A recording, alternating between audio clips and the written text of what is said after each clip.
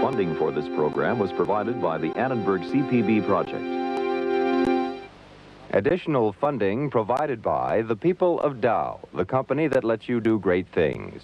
The 8,000 scientists of the Eastman Kodak Company. The Exxon Education Foundation on behalf of Exxon scientists. And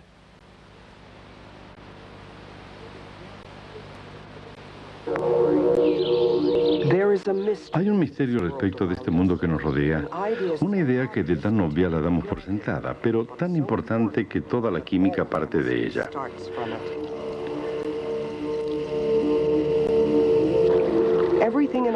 En nuestro mundo todo existe en uno de los tres estados, gaseoso, líquido o sólido, pero puede cambiar de un estado a otro. ¿Cómo es posible esto? ¿Qué pasa cuando un sólido se hace líquido y un líquido se hace gas? En el mundo de la química, todo es una cuestión de estado.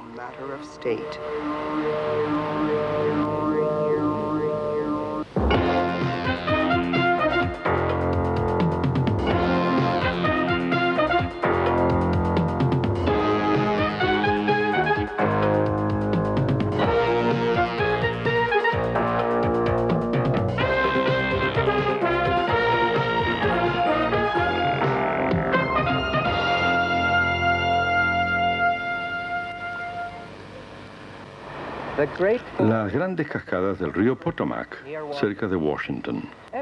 Todo en este paisaje que me rodea. Las rocas, el agua que corre, los árboles del otro lado, incluso el aire que respiro. Todo es materia, es químico. Y aun cuando vemos cientos de sustancias diferentes, me ha sido dado observar millones en el microscopio. Estas sustancias se clasifican en determinados grupos o clases que podemos identificar como gases, líquidos y sólidos. Son los estados de la materia. Los gases son tenues y comprimibles. El espacio que llena la materia, eso que llamamos volumen, es obviamente ocupado con mayor densidad con los gases que con otros estados. Los líquidos son fluidos, deformables, más densos que los gases, y los sólidos son aún más compactos. En el secreto de la transformación de un estado a otro está la temperatura. Ese es el aglutinante, esto es lo real. Vamos a ver de un líquido a un gas cómo la temperatura es el tema de la creación.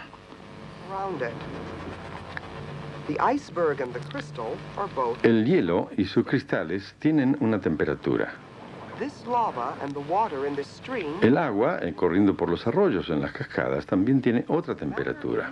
Y el gas que infla el globo también tiene otra temperatura. Si se pueden entender estas condiciones, podemos entender qué es lo que pasa, por ejemplo, con los líquidos y los gases.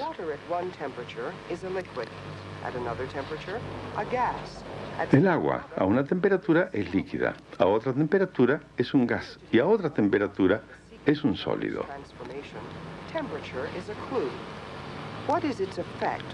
¿Cuál es el efecto de un líquido y un gas?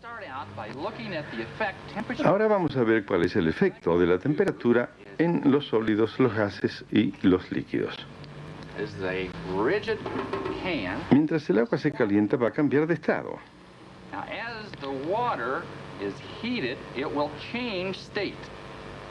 Ustedes se han familiarizado con la palabra vapor. Bueno, pues el vapor ahora es agua gaseosa. Mientras se forma vapor de ese líquido, del líquido a gas, este va a desplazar el aire que estaba adentro de esta lata y vamos a poder ver un poco de vapor que sale por la parte superior. Una vez que hayamos desplazado todo el aire, lo que voy a hacer es taparla y dejaremos que la lata se refresque para ver qué sucede con la presión mientras la temperatura baja. ¿Qué piensan ustedes? ¿Piensan que hay suficiente vapor en salida para indicar que todo el aire ha sido desplazado? Vamos a poner el quemador lejos, a apagarlo y vamos a tapar esto. Muy bien. Mientras la temperatura desciende, la lata se enfría. El vapor va a tornarse en líquido.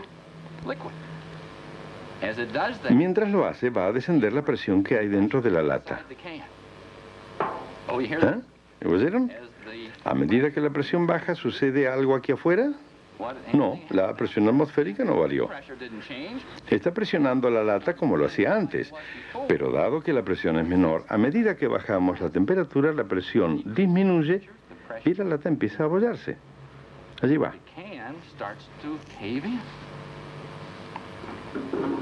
¿Mm? There it goes. Now, look at the can. Ahora miren la lata. Notice Noten cómo se está aplastando.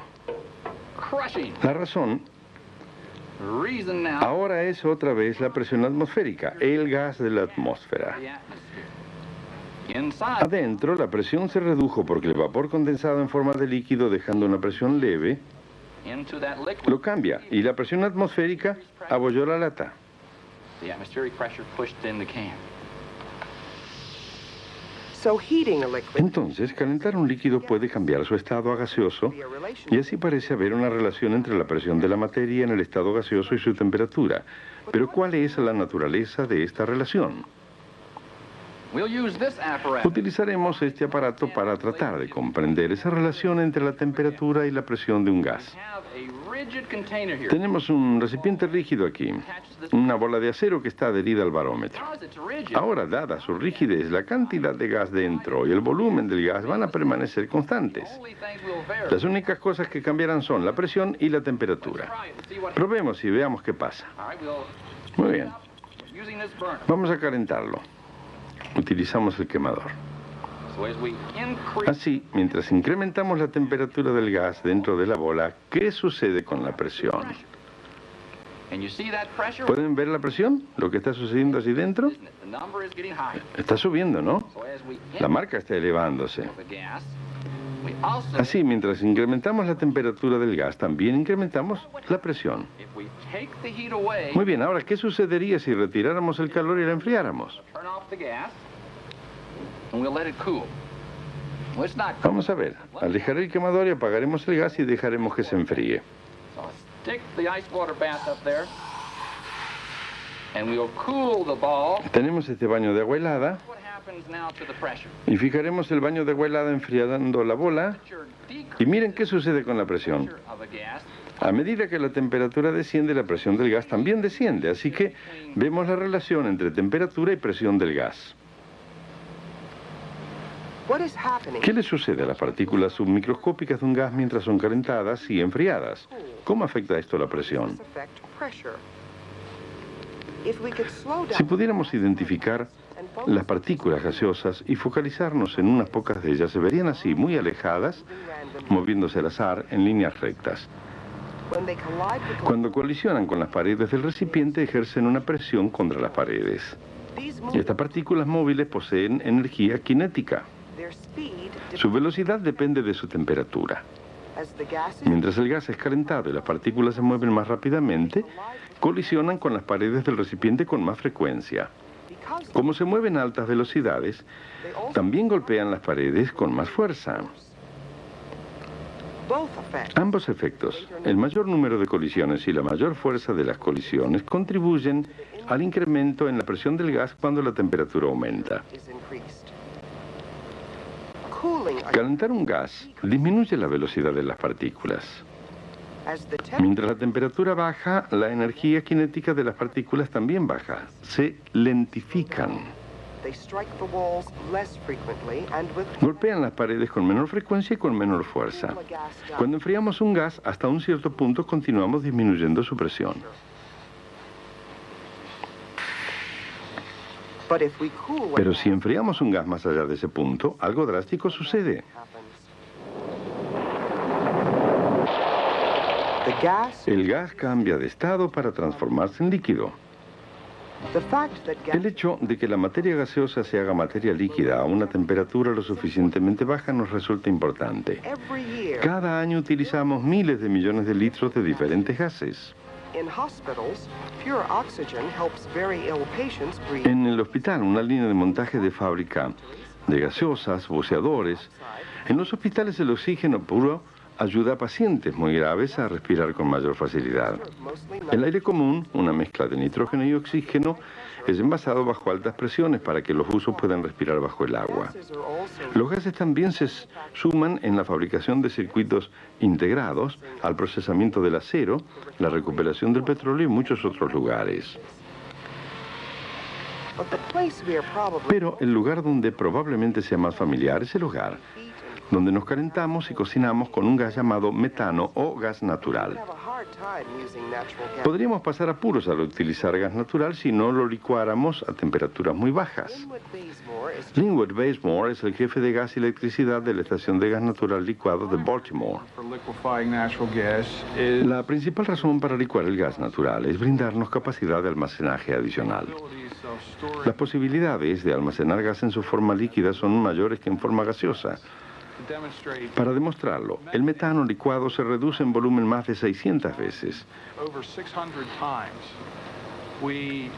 Licuamos durante el verano cuando nuestras demandas del sistema son bajas. Así damos posibilidad al gas para almacenaje.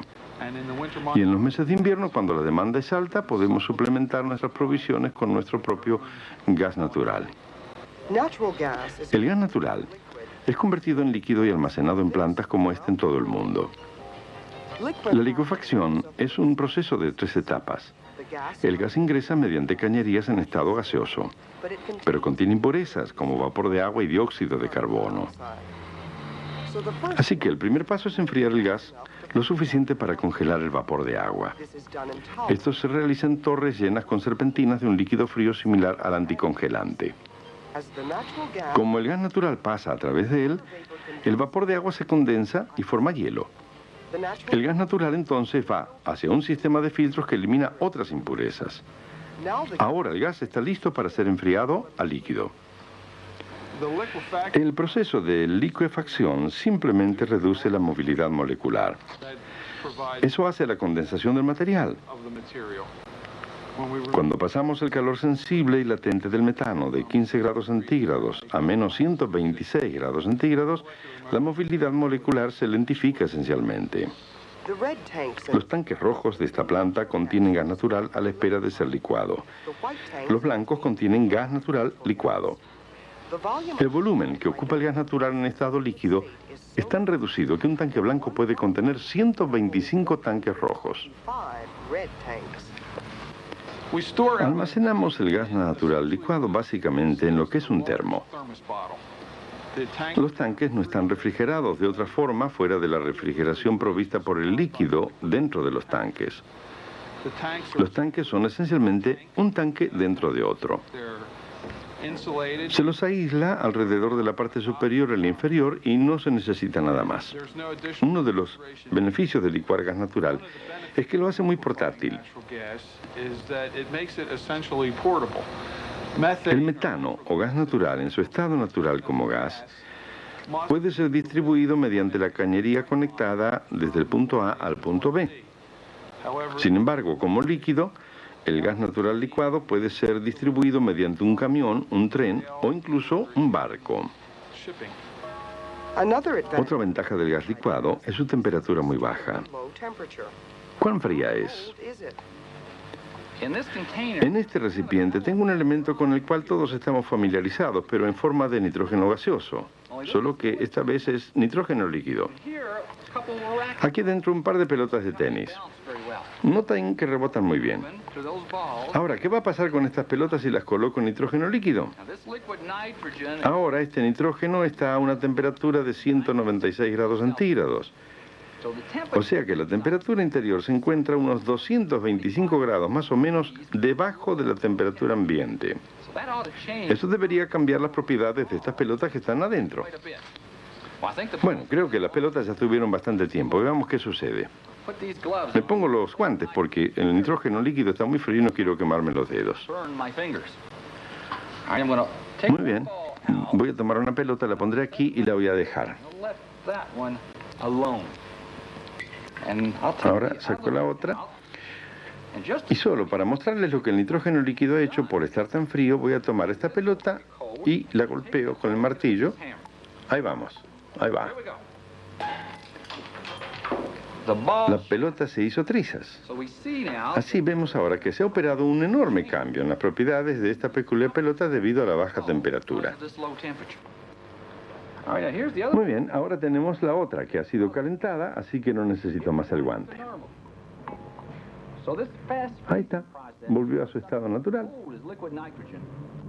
Podemos decir que este proceso de congelado veloz, inclusive tratándose de nitrógeno líquido, no daña el material, pero sí altera sus propiedades inmediatamente, como la pelota que se rompió. El nitrógeno líquido también tiene muchos usos prácticos. Damos por sentado el hecho de que la comida fresca en el comercio lo es. Su distribución depende de los cambios que utiliza el nitrógeno líquido para refrigeración, enfriando el alimento sin congelarlo. Otros alimentos son empacados y congelados en minutos utilizando nitrógeno líquido. Este trabajo hará posible el almacenamiento de órganos enteros por tiempo indefinido. Veamos ahora cómo cambia la materia de gas a líquido. En el proceso, se admite la energía en la forma de calor. Algo tiene que sacársele, por eso enfriamos el gas para licuarlo. El proceso inverso es el de calentar un líquido para hacerlo pasar al estado gaseoso. Estos cambios de energía son cruciales y son parte de nuestra diaria experiencia. Por ejemplo, podemos comprender cómo es que nos enfriamos cuando transpiramos o cuando alguien pone un paño frío sobre la frente de un afiebrado. Lo que sucede es que se evapora el agua líquida, se hace vapor de agua. Para producir esto tiene que haber calor junto con el agua líquida. Ese calor debe venir de alguna parte, de mi piel. Por eso que mi piel se siente fresca cuando transpiro. Estos cambios de energía de los que hemos estado hablando en el mundo observable, microscópico de los gases líquidos y sólidos debe encontrar su origen, sus causas, en el mundo microscópico de átomos y moléculas. Echemos un vistazo a una sustancia particular, mientras se mueve a través de los tres estados de la materia.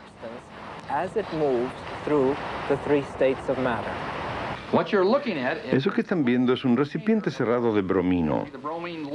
Ven aquí el bromino líquido rojo, un líquido marrón oscuro, y el gas bromino llenando el resto del vaso, un gas rojo amarronado. Voy a usar nuevamente el nitrógeno líquido. Recuerden, esto está muy frío, a menos de 196 grados Celsius. Bajo este vaso, para que el dado en el tanque se meta dentro del nitrógeno líquido. Ahora, lo que va a suceder si esa temperatura es la real es que el bromino va a cambiar de estado y entonces el gas debería meterse dentro del líquido y el líquido dentro del sólido. Así que vemos tres fases, los tres estados de la materia en acción.